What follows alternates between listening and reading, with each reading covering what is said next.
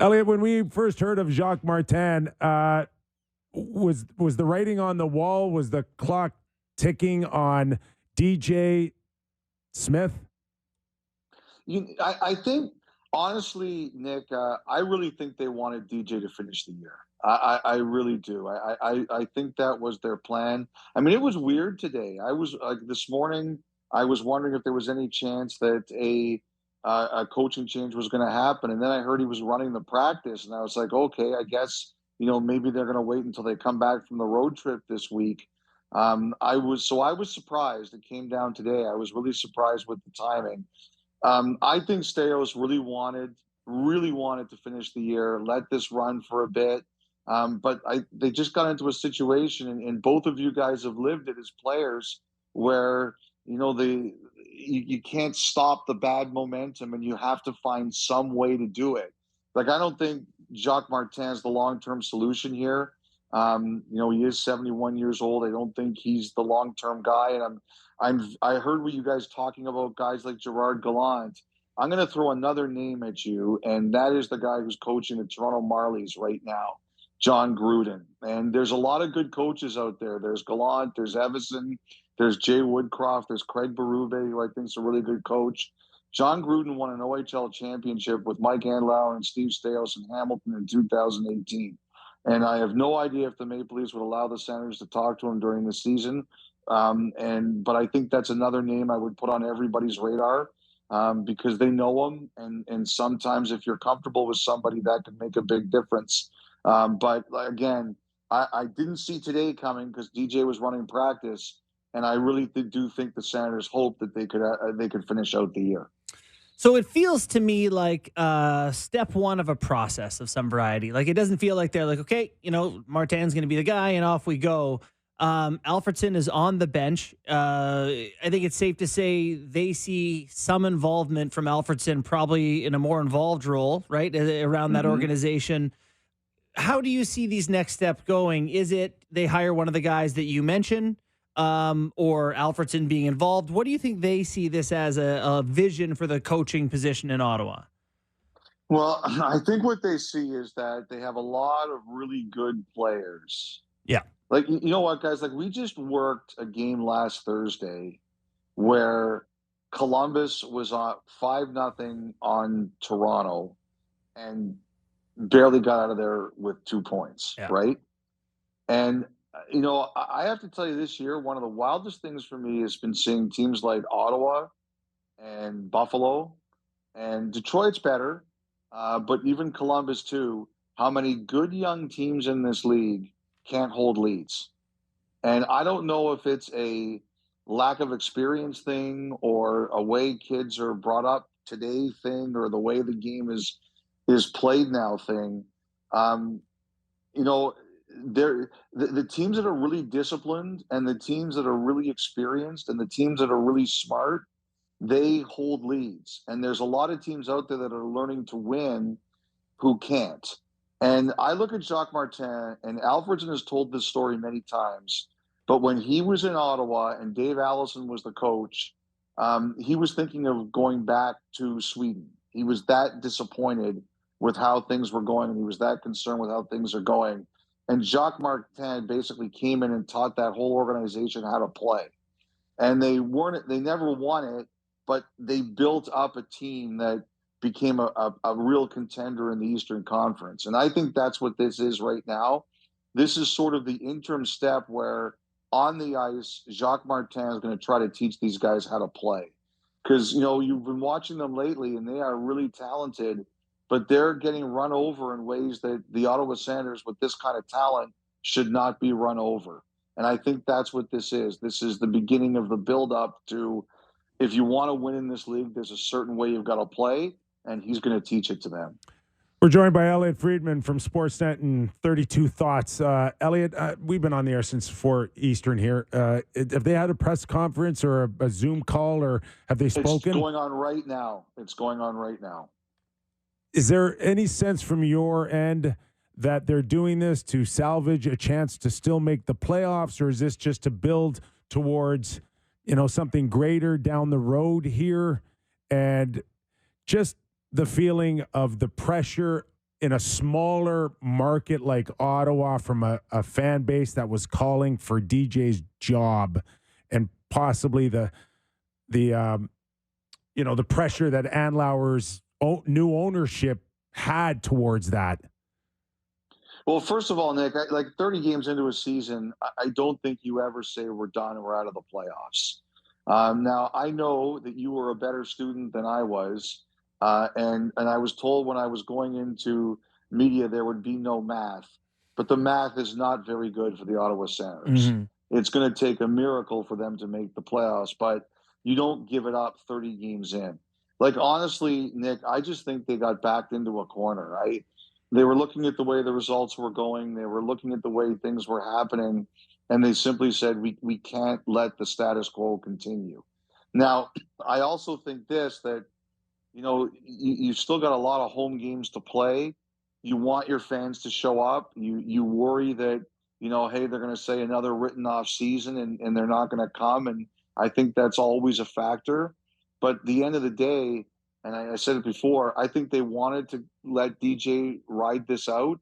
And I just think, Nick, they got forced into a situation where that was no longer possible. They had to make a change. And, I watched a couple minutes of Steve Staios before I came on the show, and he just looked like a guy that was like, and sound like a guy who was saying, I had to do it. Like, it's just time. And I had to do it. So, anyone who knows me really well knows I hate half measures. Like, just, commit to a thing or don't. I don't like being in limbo. It's just, that's not for me. So I look at this Ottawa Senators team. If I were a player on that team, I got a GM who might be the GM, but maybe he's not. I got a coach who might be the coach, but maybe he's not. I got an assistant coach. He might be here. Maybe he's learning. Like, do you think they're going to hire a general manager at some point, or do you think Staios is the guy? So coach, it sounds like it may be an off-season thing, but when are they going to have roles in place here? Well, it's funny you talk about that, Justin, because I absolutely know that one of the things that the players told Staios and Andlauer was, we have too many distractions here, and we just want to worry about playing hockey. Right. And that's one of the reasons I think they waited as long as they did to make the coaching change, because they listened to that. And they just said, we're going to limit the distractions and we're going to have this run like a really intelligent hockey organization. No distractions. So number one, I do believe that is very high on their list, creating a calm organization where they don't panic about things and they get things done properly. They do things that good organizations do. Justin, honestly, I think the whole GM thing, it matters, but it doesn't matter in the way you're talking about, because they know that Steve Staios is running the show here. He is the boss. Now, well, Andlauer is the boss, but when it comes to hockey, Staios is the boss. And so they're going to bring in a GM, or they're going to promote Ryan Bonus. They're going to do something like that, one of those things.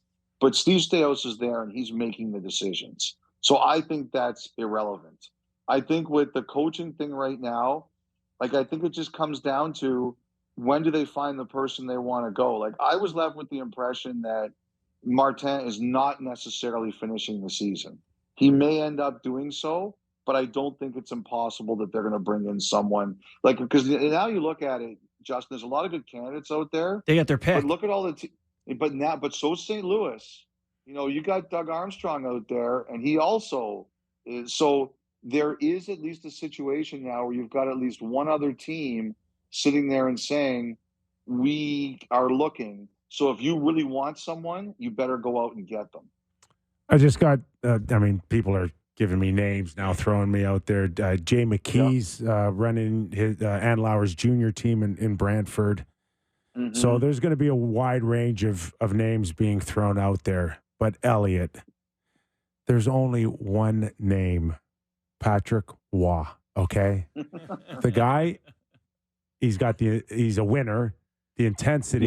You got the cross border Quebec with Montreal, and you've got the Battle of Ontario. The potential for the Kypreos Clippers. Please, there is no other choice, Elliotte. Just sign the guy and let's go. I would love to see it. Nick, to be honest, I think the way that Patrick Waugh left Colorado, was held against him for a long time. Mm. He didn't handle that very well. And I think there were teams who said, we're not going to take the risk on him because of the way he left Colorado. But I think you reach a point where you say, okay, it's been long enough. It's time to test someone on their merits. And I would love to see Waugh coach in the NHL one more time. So, Absolutely. I'm with you. next question here as we discuss, where this is and their ability to get into the playoffs, which, frankly, we're skeptical of at this point, even though they may not be writing it off. Is there a point where Staios gets to say, what are we going to do here with Chychrun? What are we going to do with Tarasenko? What are we going to do with some of these guys? Like, do you foresee a sell-off in Ottawa, or a team that, probably wants to keep these fans engaged as long as possible? Now, I think what they're doing, sort of the opposite of that a bit, Justin, they're establishing their core. Okay. I think that's one of the things that they're looking at here is, who is our core? Now, have a roster in front of you so I don't miss anyone. But I think when they look at their core, they're talking about up front, they're talking about Kachuk, they're talking about Norris, they're talking about Batherson, they're talking about Stützle. Mm-hmm. I think Pinto is still in that core. I had wondered if they were going to move him, but I'm under the impression he just came back last weekend. On the weekend, he put up an Instagram post yesterday that seemed to indicate he was there, and I heard he was moving back to the city. He can't play until January 21st, but he's back in Ottawa, and I'm under the impression that he's probably going to sign his qualifying offer this year, and they are going to look to extend him. So I think he's in their core. On defense, I think their core is obviously Sanderson. I think Chychrun is somebody they see long-term being there. I think Shabbat, I know there's been a lot of rumors, but I think they see him as their core. So I think that you look at those guys, and let me know if I'm missing anyone obvious, but I think it's like those 8 Greg, guys. Kubalik. Then Ridley, can you dangle I don't think Greg? Kubalik's the core. Can you dangle like one of them just to change it up? Would they make Greg available?